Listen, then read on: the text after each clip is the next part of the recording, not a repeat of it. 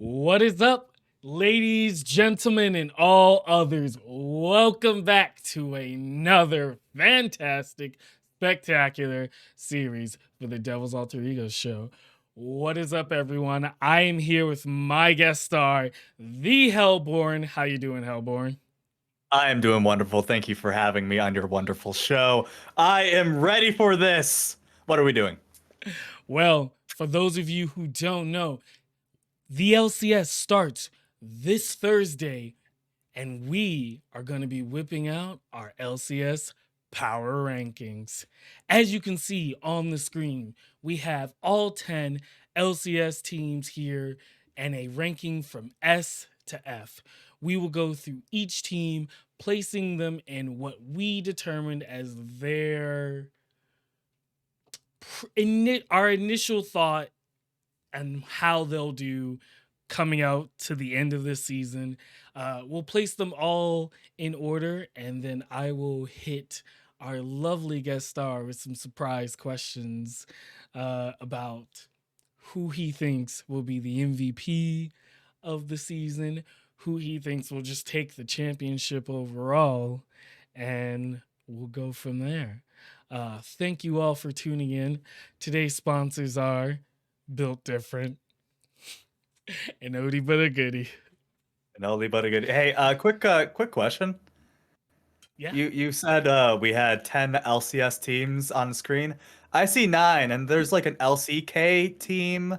Um, um, what's up with that? Yeah, so to point out like maybe the biggest outlier in the entire LCS franchising this year, Team Liquid, aka we bought Korea and we brought him to North America. Yeah. Uh I mean that's a great one we could start out with right out of the That's called a get-go. segue, baby. Team Liquid's roster is aligned with Summit in the top lane, Pioshik in the jungle, Harry. I know I'm saying your name wrong. I apologize. Uh, in the mid lane, Jan at ADC, and the boy we all know and love, Core JJ at support. Uh, After TL's, not so TL performances in summer split of 2022, they kind of revamped the entire roster and said, well, their initial things were like, we were downscaling, we're going to go for a more cheaper roster. And then out of nowhere, we kind of got this entire Korean based roster. Not only are all of the players full Korean, but so is the coaching staff. And what they seem to be adapting is a full Korean model. So, how they look at the game, how they approach the game, how they approach practices, scrims, all of the above. That is kind of what TL is looking to target for their spring split here. Uh, as a Team Liquid fan, I do. I'm gonna just blatantly say that it does feel a little tone deaf from a fan perspective. You want to root for a North American team in the North American region, and it does feel like you just grabbed a bunch of Korean players and made it work. Now I will say, Jan and Harry do come from the LCS Challengers, not formerly known as Academy. So there is Oh some goodness. like built-in homegrown talent there, but it's not what we were promised. Uh, what were your initial reactions to this Team Liquid roster? Yeah, so coming off 2022, where they created the most expensive roster ever, I'm just, by the way, just gonna rub some salt in your wound while I have the opportunity, TL fan. The most expensive roster ever created in the LCS, with one goal and one goal in mind: to compete at the world's stage. Now, my memory's a little foggy. Where were they at Worlds?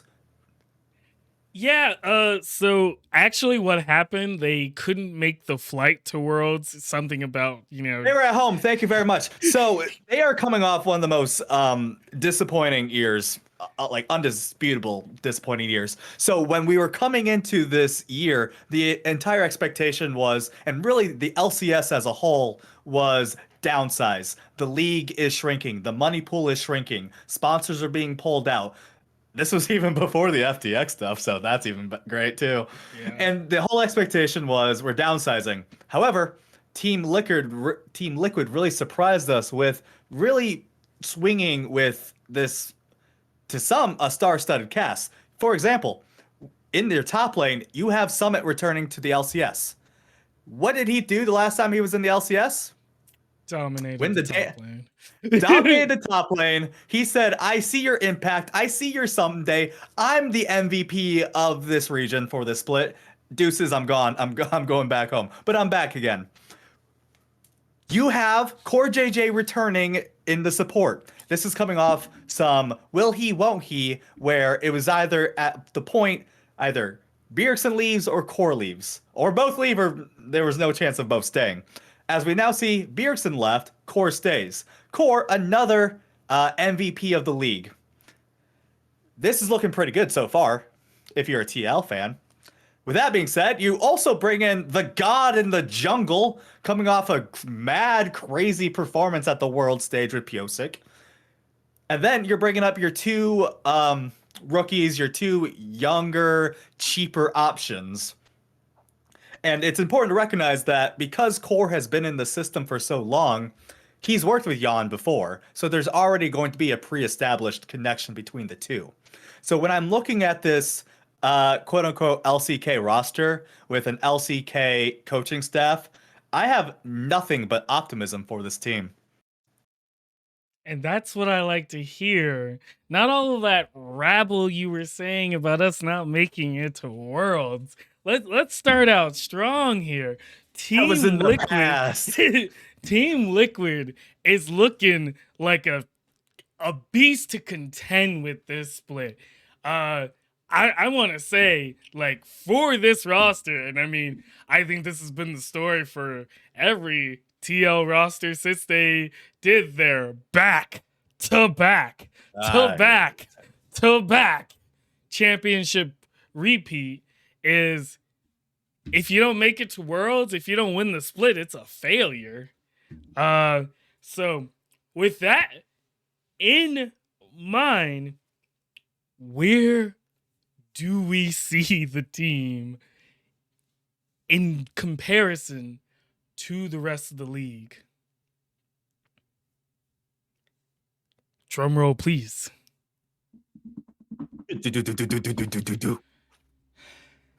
In my opinion, I feel that TL starting out here, coming out of the get go, is going to be an A rank team. An A rank teaming. And it's also interesting whenever you do the first team in a tier list, it really sets the barometer of where your rankings like. And I'll take your comments and opinions on whether you thought I put them too high, too low. Yeah. What are you feeling? What TL as a roster going into this LCS spring, do you think they deserve this A ranking? Maybe an S ranking? Maybe lower. I think the floor is A. The floor is A. The ceiling would potentially be S. For me personally, I do bring some level of hesitation with the young blood in the mid and ADC roles, but I am again reassured of the veteran and experienced presence with the rest of the team, which leads me to, lean on that A tier ranking. Certainly a contender, not a pretender. Exactly. Well, we could sit here and talk about TL this entire show. I damn well know I could. But let's Nope, let's move move on. on to, someone since we're talking about the big Korean team, hell, let's talk about the big North American team, the team that is basically representing North America, which is CLG, the team that decided to run back their roster. And funny enough, if you didn't know this, Contract said in an interview that it was not a certainty that all 5 players would be running it back. For those of you who don't know, CLG's roster is Dokla, Big Dokes in the top lane, Contracts in the jungle, Palafox in the mid lane, Luger at ADC, and Poom at support. CLG, let's be real, they shocked everyone summer. No one expected them to finish off 4th in the league. I mean, hell, there's been the CLG meme for the longest to bring back relegation and to just get this team out of the whole LCS. And for them to like really step up in summer last year, would you say that's more on them or the rest of the league faltering? Ooh, I would say, I'll be the optimist. I will say that they certainly overperformed, but to the level that creates the feel good story. So it's hard for me to push down on them. The fact that they had a 4th place showing in the regular season last summer and were extremely competitive in the summer playoffs.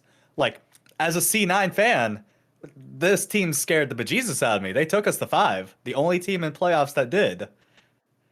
And now that they're running it back. So, what does that CLG lead you to believe? They're gonna just keep running. So they were probably like 8th, now 4th, exponentially, they're 1st place, right? exponential. You would think so, but this is one thing I do want to take in note.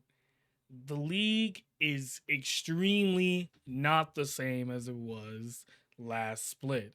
I think most people would agree that the league has leveled up tenfold. Majority of the teams I feel all have a good shot at that top 4 spot that CLG once claimed in summer. I do not think it'll be as easy as it was for them to regain that 4th slot or move higher than it. I think CLG, they're gonna have to outperform like twice as hard as they did in summer, in my opinion. I I concur in that last split, a lot of CLG success ran through big dokes. The top lane this split is going to be crazy mad competitive. We have some newcomers, we have some returning faces. I'm not sure Big Dokes will be able to be the hard carry as he was last season. Furthermore, and you could play more into this, Mr. I live in the bot lane, the support meta is getting a bit of a shakeup. And I truthfully can't be sold on Poom moving more into the Ashe playstyle or the Heimerdinger playstyle. Yeah, no, I completely agree with you in that I don't see Poom being able to play the type of champions that the meta is moving towards. I don't see him whipping out the Ashe, the Jins, the Heimerdingers. Those aren't the champions that I really see in his playstyle. And if you look comparatively to some of the supports he has to go against this season, you get look at supports like Busio, Ignar, Huhi. These are all support players who have been known to like whip out like some of the most craziest things in that support role. Hell, you got Elia coming from TL Academy, now starting on FlyQuest roster. I'm gonna be honest with you. I think CLG's gonna return back to their sad days. I want to believe, and I'm gonna give hope. Uh, but I'm seeing a C in CLG's future. You know what's so funny, dude? I was about to make a whole pun about how you can't spell CLG without C, but you already put them there. So, oh CLG, I'm gonna see you later in the definition of mid. Yeah, it's not that there isn't potential for CLG to make a big run. I just think it is unlikely that we see them do this with the type of competition that is surrounded in them. Uh and if we're gonna talk about one of the old guards for the LCS, we gotta talk about the one that has long since fallen from grace, and the only reason why the screen isn't in dark mode. TSM, Team Solo Mid. For those of you who don't know, Team Solo Mid roster is as followed. In the top lane, we have Solo. At jungle, we have Boogie. In the mid lane, Maple. ADC, Neo. And at support, returning Chime. Yeah, I'm gonna be honest with you. This roster, I can't tell what's worse, this roster or their academy roster. Sorry, Salt roster, because it's the NACL. You will pry the academy from me. I will call it academy with my cold beating hands.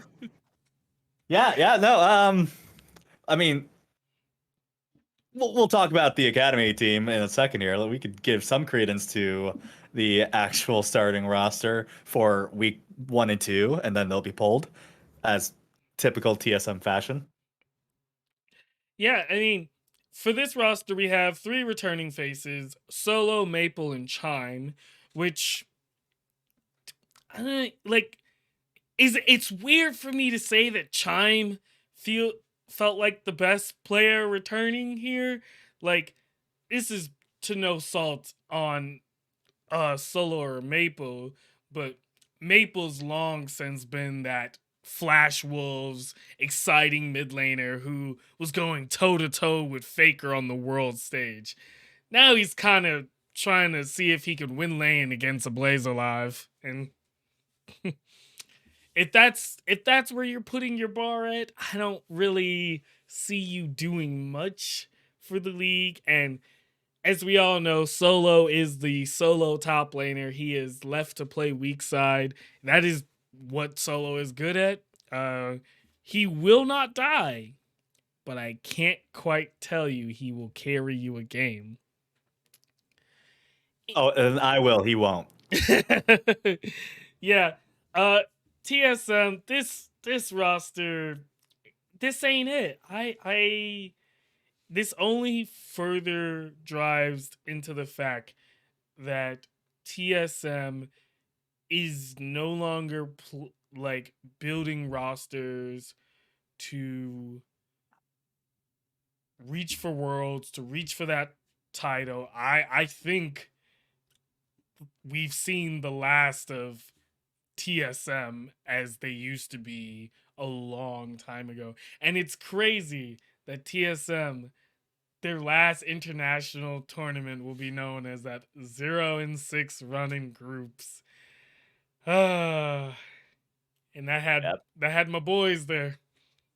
Yep. It's crazy how we're like waxing poetic about like the good old days when the good old days were just over 2 years ago Eh, when it was Bjergsen and Doublelift on this team, and you saw this organization try to extend their longevity. I do believe that the Maple import was like that last grasp of we're trying to stay relevant, we swear, and then that collapsed. Not to Maple's fault. I really do believe he did the best in his situation. Oh yeah. But once it wasn't clearly working out, that was when the white flag was raised and the And TSM chants were no more.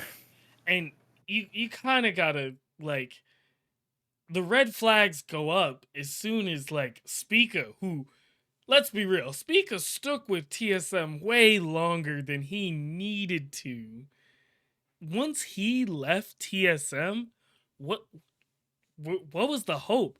What are TSM fans supposed to cling to in this spring split?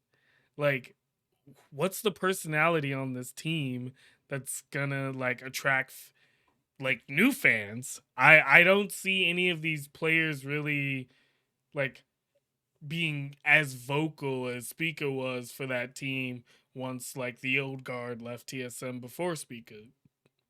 Like I Yes, it's so challenging, especially in LCS, where you basically only have two options. One, you know you have a team right now that can compete and push for that top four and then internationals, or you really build it, you really dig into it's a rebuild. We're doing character player development, and TSM frankly chose neither. And now they're left with a corpse of its former self. You speak about how Spica was extremely vocal, how he was like the face of the org, always present in the social media output content. I haven't heard Neo say a word, and this man's been in the league for God knows how long. Chime, like you said, is like the feel good story about this, but the man is like a top 7 support at best. It's so hard to rally behind this team, and I do feel like that creates an unfair level of fire under the starting roster when you know it's gonna blow up. You know, the players are gonna do their hardest, but at the same time, by weeks 2 or 3, the last remaining TSM fans are saying, we got Wild Turtle, we got Hanser, we got Sven Skaren. If we're gonna go out, then flip it, send out the old vets, and we can all have a retirement party together. And it will screw up any sort of player development any of these potential starting TSM players have. And it'll just really solidify that TSM as an org and as a brand is on its way out to Europe to if they had their way. I don't even think Europe will let them in. Like with these terrible business decisions, like you gotta think. Like we all know, Reggie would love to get his organization in Europe because he thinks, oh, if I can get him in Europe, I can get those players. I can spend the money I need to get those players, and we can win a world title. Which, in all honesty, is not like the craziest idea. I mean, if you look at the current G2 roster, this they look like the roster that could win worlds for Europe. And I mean, hell, even Vitality is like slowly creeping up into that like roster that has built up. Like Europe has the pieces and the chips that you can meld together to create a potential world's winning team right now. But why the hell would you let an organization like TSM into your ecosystem when they've been known to just compromise players, ruin relationships? It's just not happening.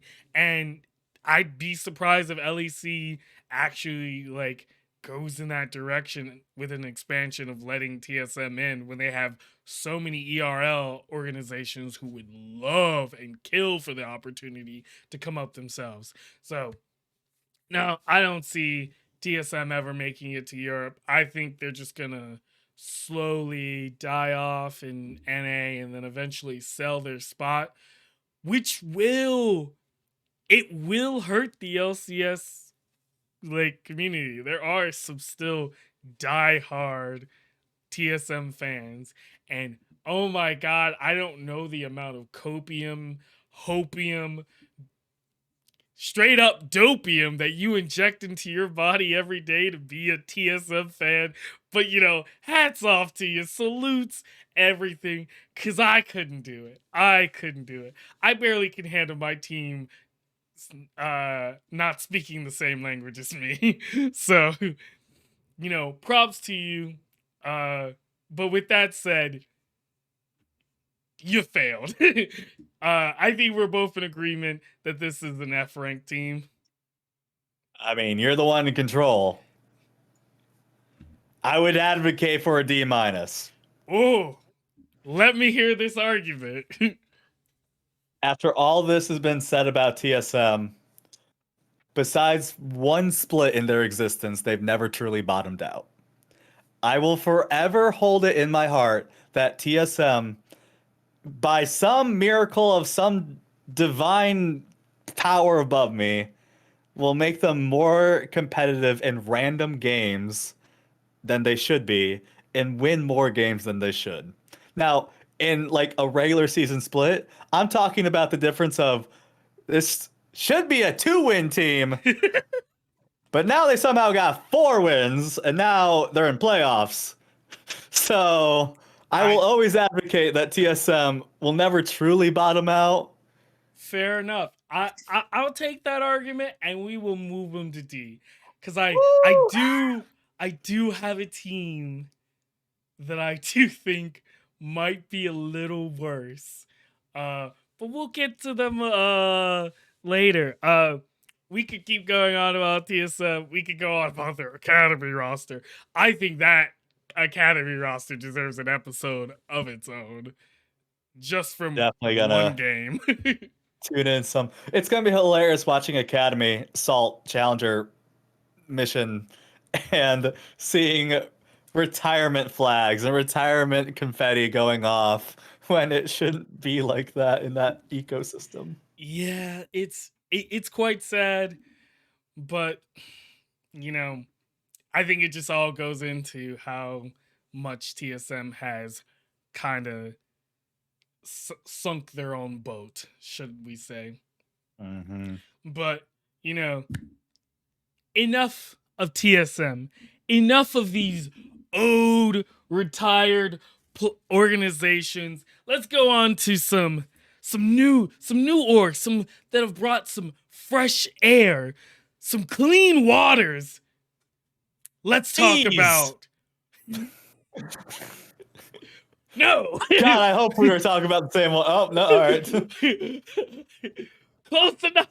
But I was talking about FlyQuest. Yeah, they did bees, right? Oh, you Right. said bees. I thought you said thieves. No, bees! Yeah, bees. Yeah, FlyQuest. The Save the Earth team. Yeah, Captain Planet. Do we know if they're still trying to save the Earth after their CEO left and they technically are owned by a different company now?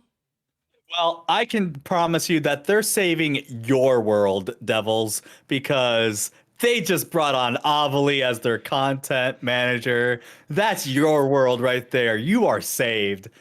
Earth, fuck it. You're saved. TL, you had one job. One job. Do you know how much content you've done with Avali?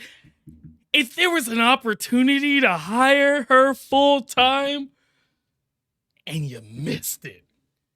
So now FlyQuest took the best opportunity, and this is why FlyQuest is winning the FlyQuest now wins worlds because they have acquired Avali, one of the most charismatic interviewers, content creators, and JoJo memers that I have ever seen in the League of Legends community. But this is not about Avali. This is about the FlyQuest roster, which follows as Top Die Impact in the top lane. Spica, former MVP in the jungler. Vikla in the mid lane. The star-studded Princess ADC. And TL's former Academy support subbed in for Core JJ, Alia at support. This is a star-studded roster that is also almost full Korean as well. Yes. This is the definition of the meme of new phone, who dis? This Not a single person was fighting for the bees is on this team.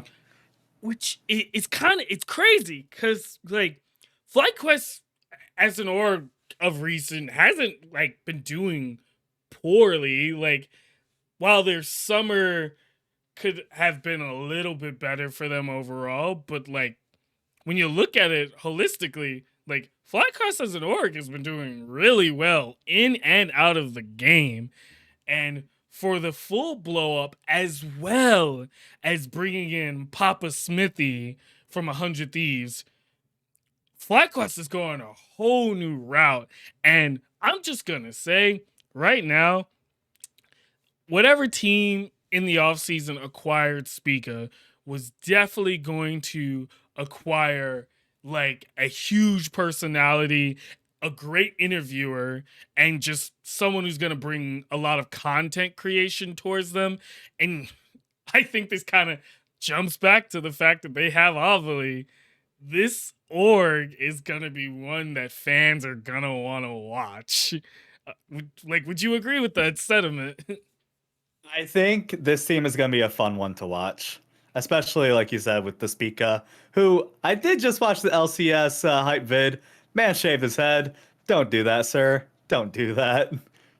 Yeah, I will say, League of Legends players tend to not have a good track record when they shave their head. I mean, let's remember Caps. The man capitalized the P in his name. They didn't have a great season that year. Hey, he's back to the normal spelling, and they're Yeah. popping. So, yeah, FlyQuest. So, like you alluded to earlier, this is the other like, hey, is this an LCK team? Because we're bringing in two very promising, hyped prospects from the LCK in Vikla, and even more so in Prince, the majestic royal man himself.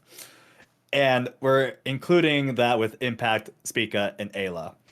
This might be a hot take, especially I'm talking to the TL fan.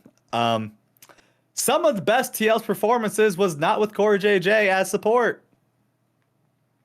you Early know, on last year, when it was Ayla, they were looking pretty good. I can't disagree with that. Seeing as I had Elia in my fantasy draft, and the man was racking up points after points every time he got Thresh.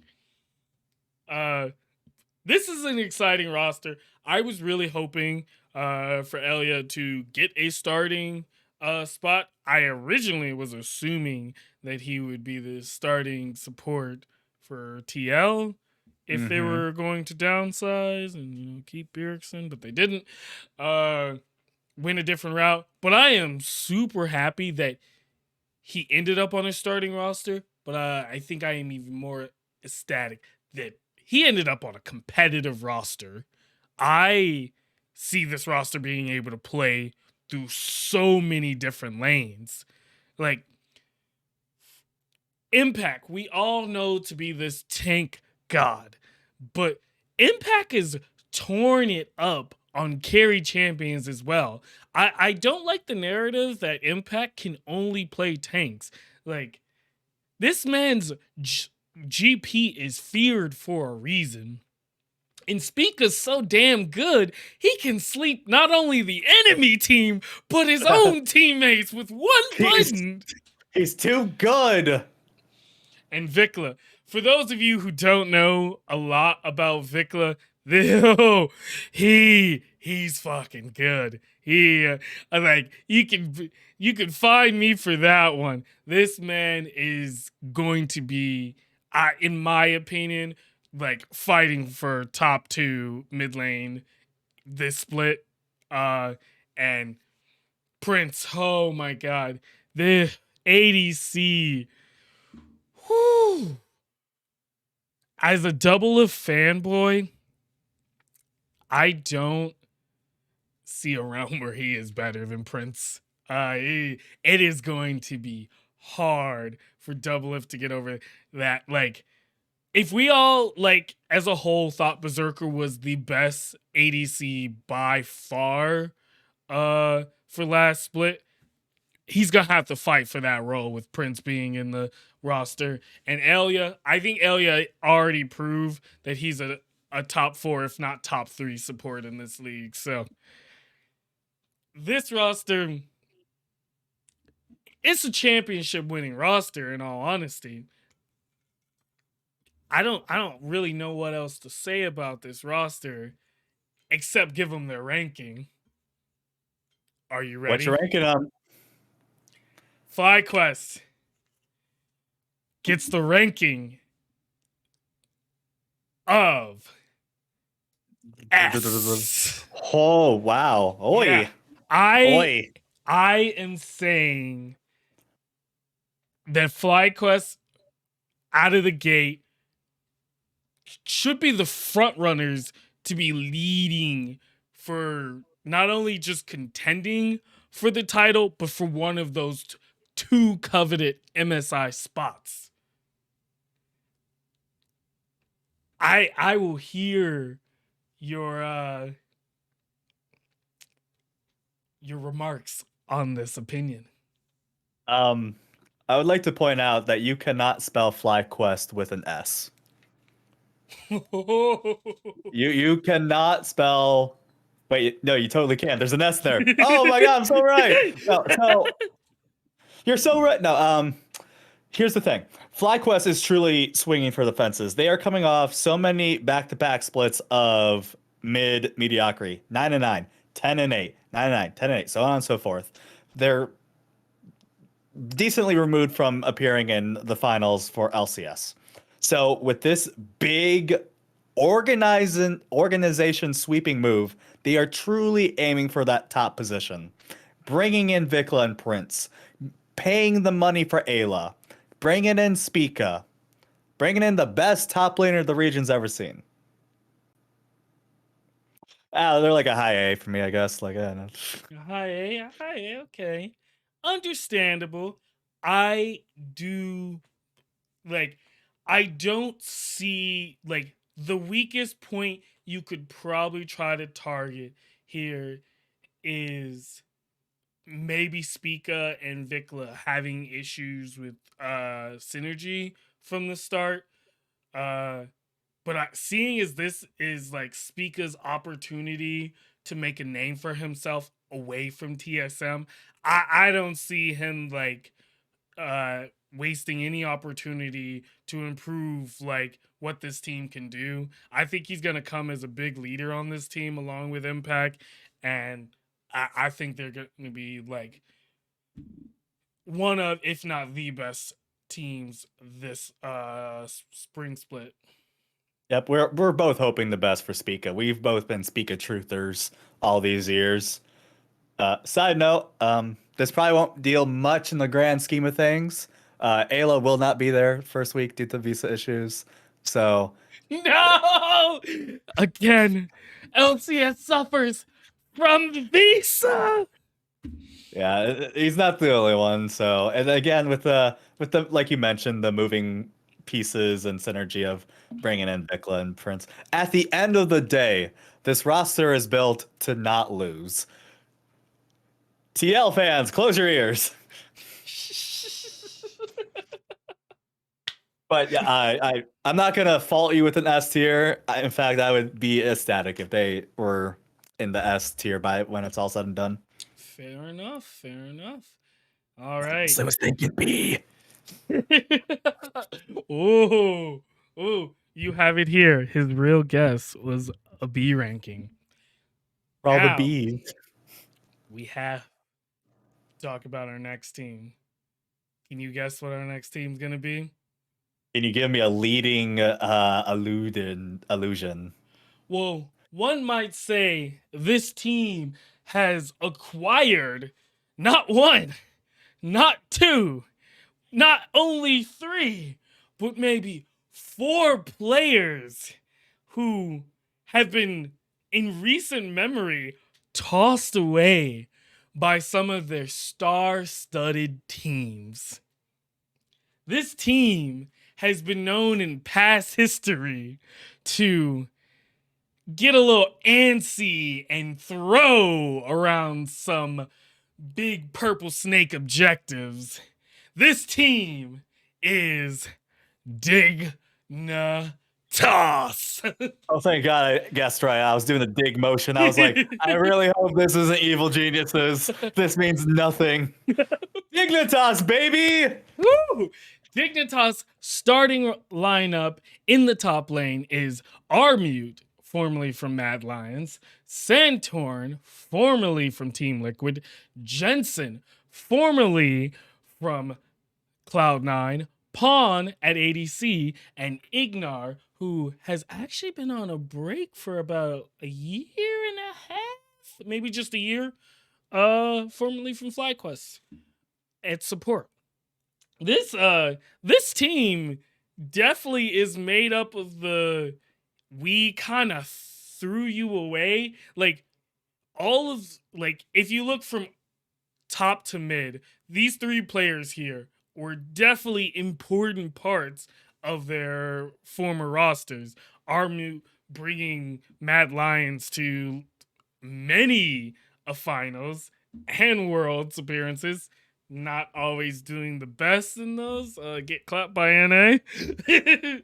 Santorin, hell, being what a lot might consider the rock for a very shaky Team Liquid and being able to like jump from not only tank playstyle but carry playstyle in his like later days of his career. Like for those of you who don't know, Santorin's been around for a long damn time. It's And been 84 years. and Jensen, oh, this boy can't catch a break. First gets kicked off of Team Liquid for Bjergsen, then gets kicked off of Cloud9 for his replacement Diplex. God, even you, a notorious Jensen hater, has to feel something for Jensen right now. I feel that the only thing I feel is that Dignitas is guaranteed worlds. No Jensen, Jensen, no no worlds. worlds. This is if we all think back to our little childhood and being forced to watch Christmas movies, I refer to Dignitas as the Isle of Misfit Toys. Like you said, these are all the castaways, all the thrown away parts from their previous orgs. Armut has a special place in my heart as a top laner with a personality. Jensen, he got my team to Worlds, and I recognize his place in the grand scheme of the Cloud9 lore. He just had to turn to the dark side for a few years. You know, With got and him a chip there I too. hey, he had a couple there. With that being said, Dignitas as a whole desperately needs a split to show that they are doing something. This organization, time and time again, is not competing. They're not even competing for 8th through 6th most of the time. They are fighting for not 10th, and they are coming off last split as 10th. So therefore, something had to be done. So they created the Isle of Misfit Toys. Will all these veteran moving parts coalesce? I believe that in such a top lane, strong lane this year with so many faces, Armut has to step it up because time and time again he did disappoint in LEC, going up against other stronger top laners. More specifically, Jensen's got to play out of his fucking mind. He's got to play those TL eras. He's got to play those early Cloud9 team eras. He has to be the hey, if Bjergsen's 1A, I'm 1B. Unfortunately, I'm not sure I see the parts here for that to be happening. Yeah, Dignitas might be digging themselves into yet another grave. yeah. So this roster, it's got a lot of helping parts. Uh, I think a lot of the players on this team have the capability to help someone carry. I don't really see the carry. Uh, Armu, Santorin, Jensen, Pawn, none of those players really scream out to me as someone who is going to, and this is not just for a game or two. You have to be able to like do this for the entire spring split, and that's carry your team consistently to a victory. You are handed these resources, and you can utilize those resources to achieve a victory. Now, that being said, I don't think that Dignitas will be a bottom of the pack team. I do think they're now living in what Mark Z likes to call the soup. The soup. And The soup. the good soup. Uh Good soup. this roster is definitely gonna pick up some wins, and I actually think this roster will pick up some upset victories against some of the more explosive teams that are higher up on the list who will be trying some more crazy plays. I think this team will see a lot of more front to back team fight style comps for them as they try to attempt to achieve victory through 5v5 team fighting and not playing the map in terms of 1-1-3-1 or 1-4 comps.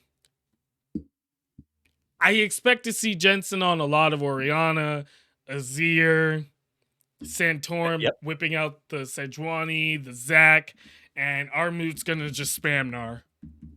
Yep, he's gonna spam Nar. I like how you brought up the 1-3-1 because that to me is actually Dignitas's best win angle. They are gonna win through some crazy crowd control, be it that like a Santorin throwing up a pillar, like you said with the Azir, with the Jensen, the scoop.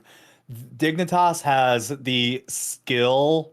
Their players have the skill to do those CCs, and that is gonna be how they pick up some of those crazy wins. So I appreciate you bringing up those points. Yeah. My only issue with the Dignitas roster is comparatively to some of the other teams, I do feel like they have one of the weaker bot lanes. Uh, so I'm really curious to see if Pawn and Ignar can step it up. Ignar is one of those players who I do believe will be able to play the other style supports that are kind of big in the meta right now, but I am worried if Pawn will be able to stack up against the means of Prince, Berserker, Doublelift. It ain't an easy lineup for Pawn this in season. And hell, I even got to give like some credit to FBI. He's playing this split. He's got a whole new support. We'll get to them later, but we got to recognize that he was once considered a top 2 if not top 1 ADC in this league. So with all of that considered, and me not believing that Dignitas is going to be the bottom of the pack, I do see Dignitas being a B tier team. I think they will still be better than CLG. I believe that where the meta is shifting, that some of the 5v5 team fights comps that they will be able to achieve will acquire them that 1 or 2 victories that they'll need to put them over the likes of teams like CLG, TSM, and so on. I got Fair a enough. reaction from you there, so I do want to hear your opinion on that.